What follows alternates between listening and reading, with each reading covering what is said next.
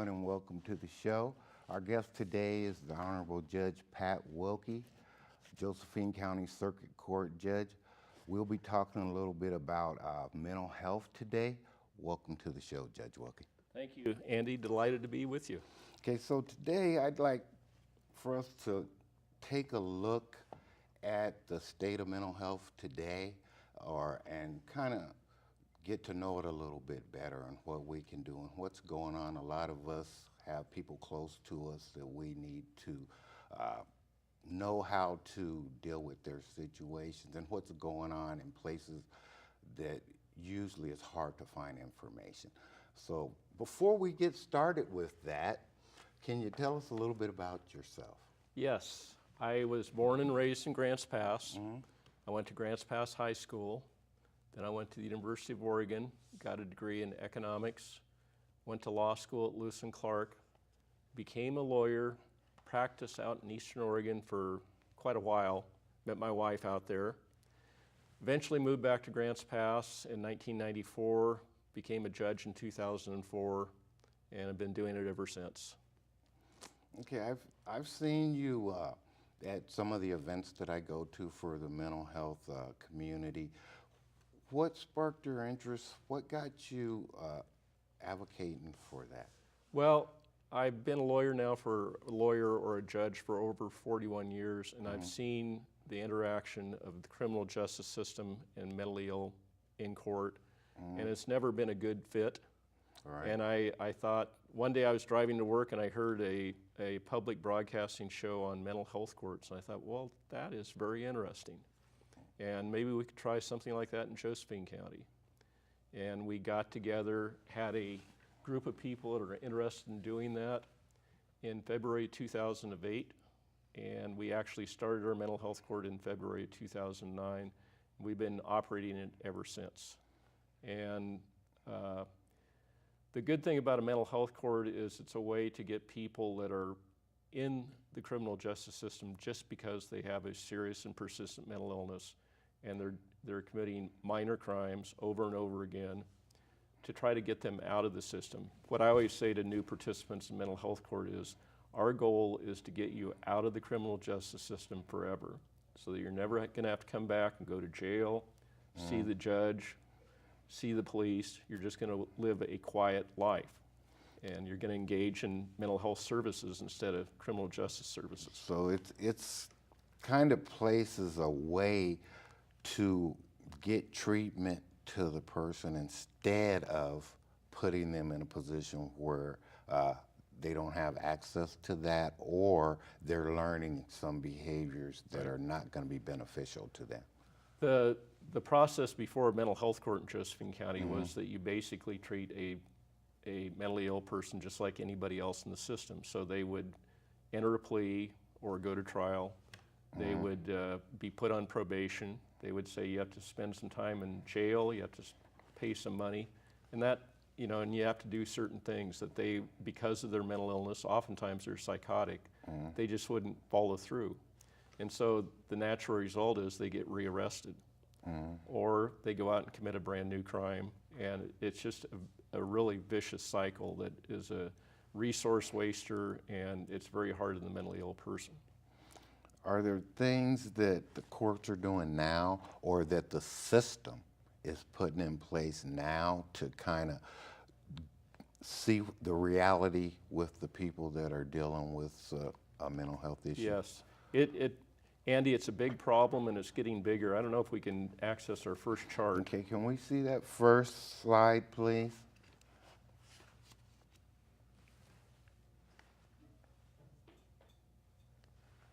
That is, Okay, that's okay. That shows a response to the serious mentally ill in court, and that is the creation of mental health courts in Oregon. And we in Josephine County, the yellow counties are the counties with mental health courts. And we in Josephine County started ours in 2008. In Multnomah County, which is Portland, they started theirs, and also in 2009. The very first one was Clackamas County, which is Oregon City. Okay, there's another slide that I'd like to take a look at right now. So this right here, Okay? That, so, that's a good demonstration in very succinctly as to what the problem is. In the general population, there's only 5% of the people that have serious and persistent mental illnesses, and those are things like schizophrenia, bipolar disorder, schizoaffective disorder, and sometimes PTSD. Only 5% in the general population. But when you get to the jail or prison, it's 17%. And that's not because people with a serious and persistent mental illness are more criminal. It's because that they don't get they don't get treatment anywhere else until they finally get arrested and they go to jail, and finally they go to prison. The final chart shows that of those folks, 72% of them have a co-occurring disorder, which makes things a lot tougher as far as their recovery. Co-occurring disorder, sometimes called dual diagnosis, is the combination of a substance abuse problem and a serious mental illness. So back in the old days, people, let's say a 19-year-old young man had his first psychotic break because of schizophrenia. A natural reaction would be to take some kind of mind-altering street drug to try to avoid that problem, and that could lead to alcohol or marijuana or something like that. Those kind of street drugs are totally counterproductive to recovery for the seriously mentally ill, and that's a big problem. okay, so it's self-medicating. Right. Is there a part where the diagnosis has something to do with it, what they're already getting help with, or is there a part where access to the medications that it takes to deal with that chemical imbalance is just not working in the system right now? Yeah. Can you talk a little bit about that? Our mental health system is basically broken. There's so many barriers to getting effective treatment for mental illness, starting with getting a correct diagnosis. Once you get a correct diagnosis, getting the correct medicine and the correct dosage. There's barriers to getting housing. There's barriers to getting jobs for the mentally ill.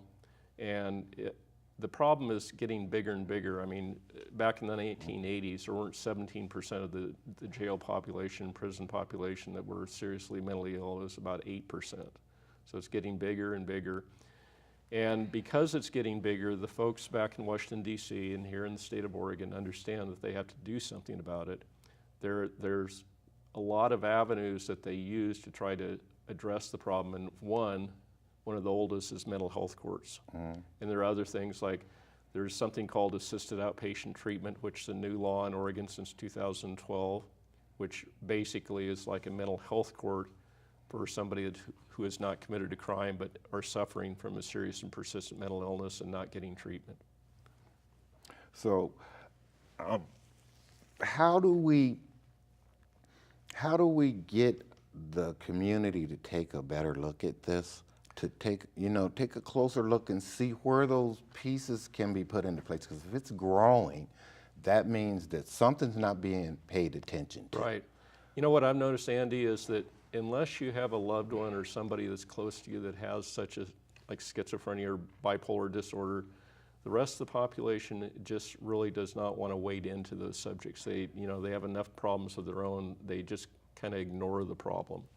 But you and I know about a group in Southern Oregon called National Alliance on Mental Illness. Yes, sir. They're a great group, and they're the people that really understand what the problem is and are trying to do something about the problem. So we're both supporters of that. Yes, I know that being a part of NAMI and dealing with them over the last 8 years or so, I've realized that there's a stigma in there, and I've also realized how huge the population is that also knows somebody Yes. who is dealing with a mental health Yes. issue. Right. So if there are 10 people in a room, somebody in that room is dealing with a health issue, probably 4 of those people. Yeah. So it's close to all of us. Yes. So how do we let people realize that how do we move away from the stigma of pushing it behind me,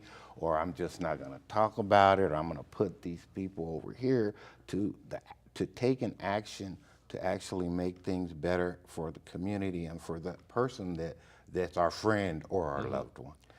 You're right, Andy. There are a lot of people that have friends or relatives or loved ones that have serious mental illnesses, but there's a lot of ignorance I've found about really how somebody gets an illness like that.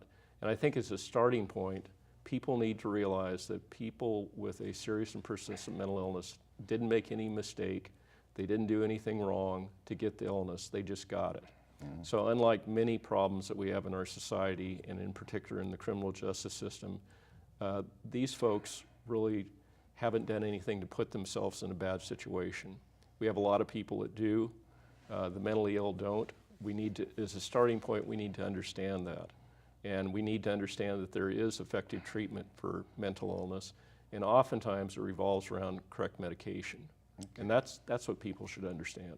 Okay, so as I have someone who's really close to me that is going through a crisis, but they can't stay with me because I don't know how to deal with the crisis, or I'm nervous. I just don't know what to do. What are the options?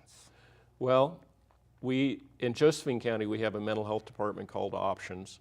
They have helplines, and anybody with a serious mental illness can walk into Options. And I know over in Jackson County you have a mental health department. It's a little in transition, but I'm sure the same would apply. Anybody with an illness like that can go in and get services. It really helps if the person happens to qualify for the Oregon Health Plan. If they don't, they can work through the process of maybe qualifying for the Oregon Health Plan. But that's a really good start, because if you engage in services with the mental health department, you can get a medicine appointment.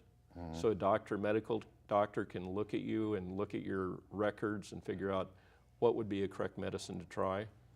And you can get case working services. They have employment work, so many people want to get a job and just be normal, and they can help you with that. They can help you with supported education. We have a lot of folks that go to Rogue Community College, and I'm sure over here at SOU.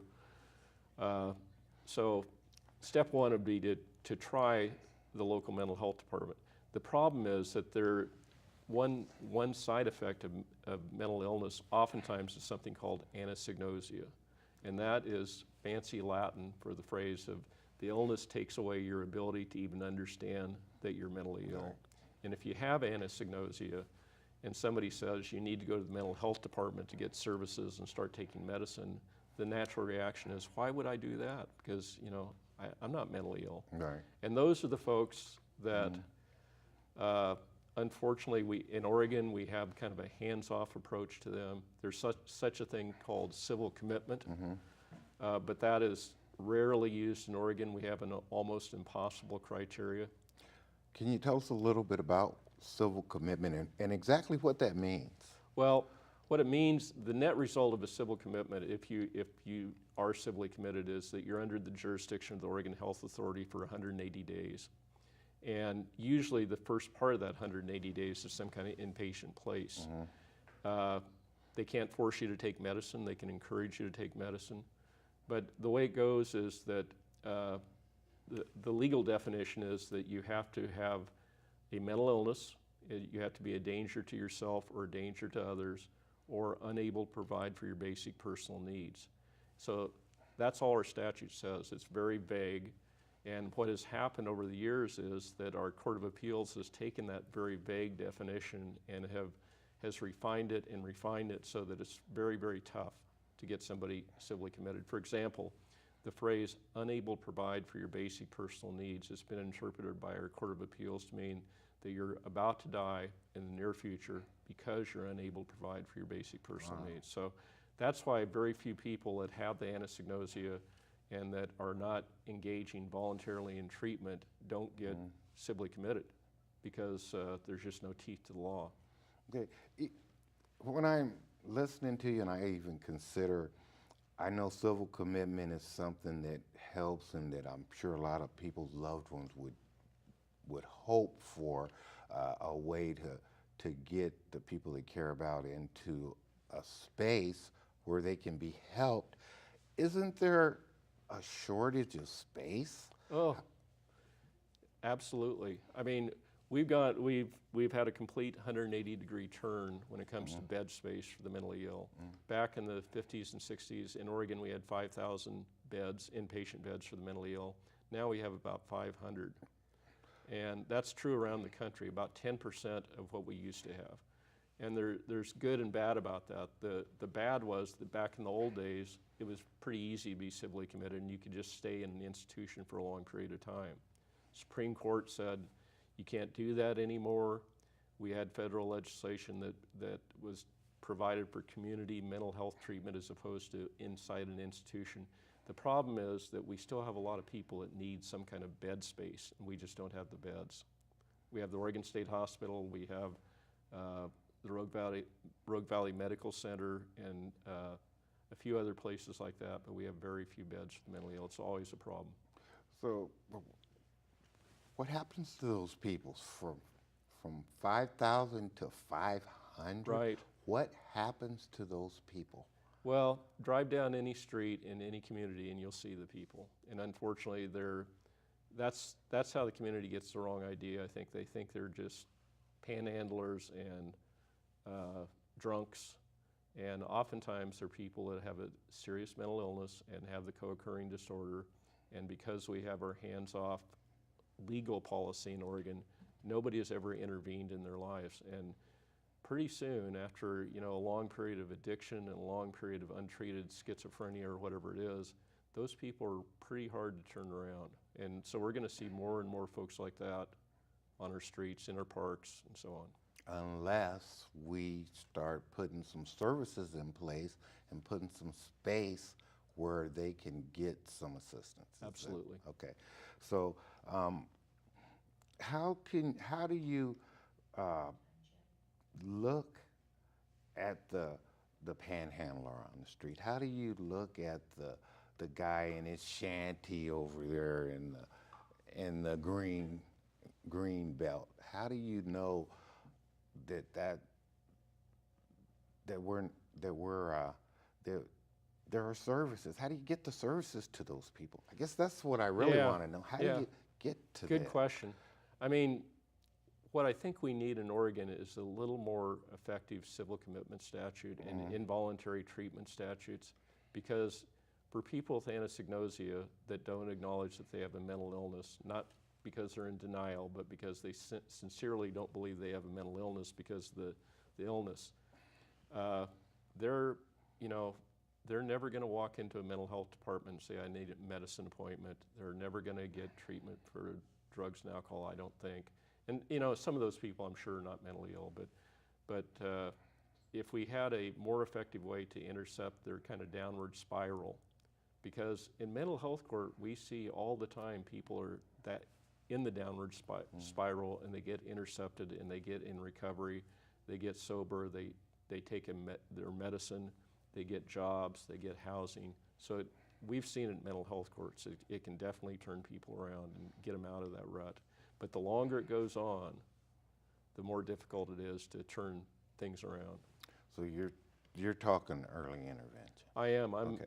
There's science out there that says that if a person, for example, has schizophrenia, and that usually comes around the 20s or late teens, and right after the first psychotic break, if you can get intervention right then, the chance for recovery is much, much better. Conversely, if you do the hands-off thing and you just stand back and let them, honor their civil liberties, let them do their thing, and you let them for 5 or 6 or 7 years, pretty soon it's going to be irretrievable. It's going to be very hard to overcome, because baseline for a mentally ill person that doesn't take medicine, their baseline or their highest level of functioning goes down every time they quit taking medicine. Okay, so I'm hearing you say don't stand off, don't push it aside, take some action as soon as you recognize that something's going on. Yeah. Okay. I'm a veteran, as Thank you is for your yourself, service. and thank you for your service. There's a lot of vets coming back now, and even our older vets that were in Vietnam and all Korea, all those wars have some issues Yes. reintegrating into Right. society after you've been in a situation like that. Even just the military kind of does that to you.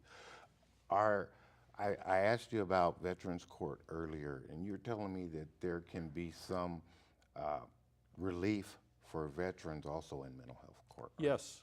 One of the qualifying mental illnesses for a mental health court, at least our mental health court, is PTSD. We've had several veterans. In fact, we just had a graduation ceremony on Friday for a Marine veteran who was suffering from PTSD and was using substances and is now clean and sober and doing great. So yeah, PTSD pops up a lot. And that keeps people, because mental health court is there, it keeps people out of the criminal justice system so they can have a normal life, Yes, right? that's our absolute yeah. goal, out of the criminal justice system forever into, a good, quiet life. Okay. How can the community, if you were to say, okay, these things are things that the community can look at as far as mental health issues with people that are in your community, where would you tell them to start? What needs to happen in Oregon is we need to have law changes. We need to better define the civil commitment statute. So I think they should start with their legislature and legislators, and I think they also should support groups like NAMI, because there are mental health groups and there are other mental health groups. Some mental health groups are so broad that they really don't understand or get involved with the serious and persistent mental illness, and that's what NAMI does. And so National Alliance for Mental Illness, that's what they do, and they should be supported. Okay, I think we've got about, 5 minutes left. So before we leave, I just want to go over this again. I think this information is something that people should really be aware of and take a look at. So can you talk a little bit about this again? Yeah, it demonstrates the problem is big, the problem is getting bigger, because we shouldn't have 17% of our prison inmates and 17% of our jail inmates, that's an average around the nation, that have serious and persistent mental illness. That shows me that they're in prison and jail because their serious and persistent mental illness is untreated. And we need that space. People with serious and persistent mental illness, it's very hard on the jail personnel, the prison personnel. They're very expensive inmates. It's very hard on them. If you're psychotic and you're in a locked facility and there's a lot of voices going on down the hallway, it's very, very counterproductive for somebody that's trying to recover from mental illness.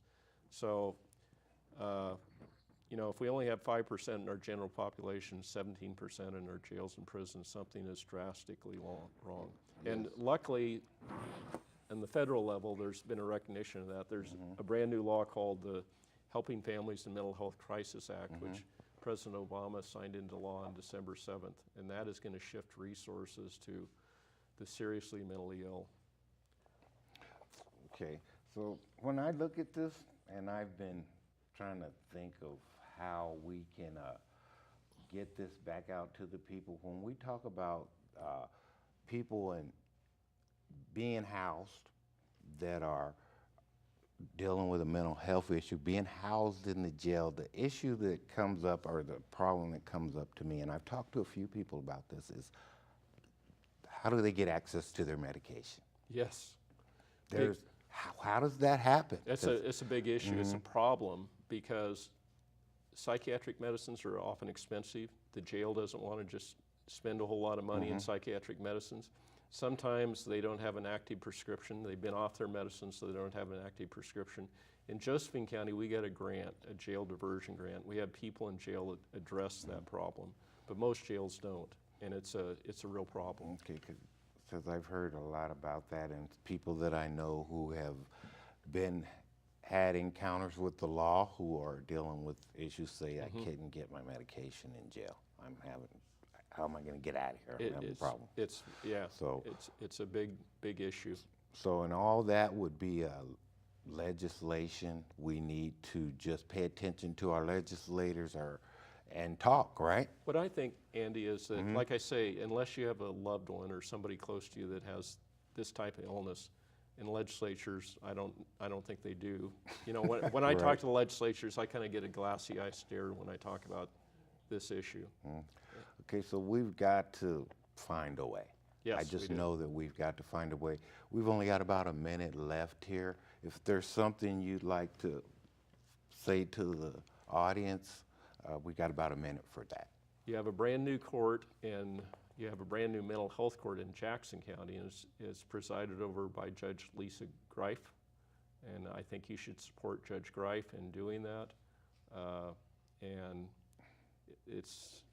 we have about 22 mental health courts around the state of Oregon, and we're going to have more and more because, as we've said, the problem is getting bigger and bigger.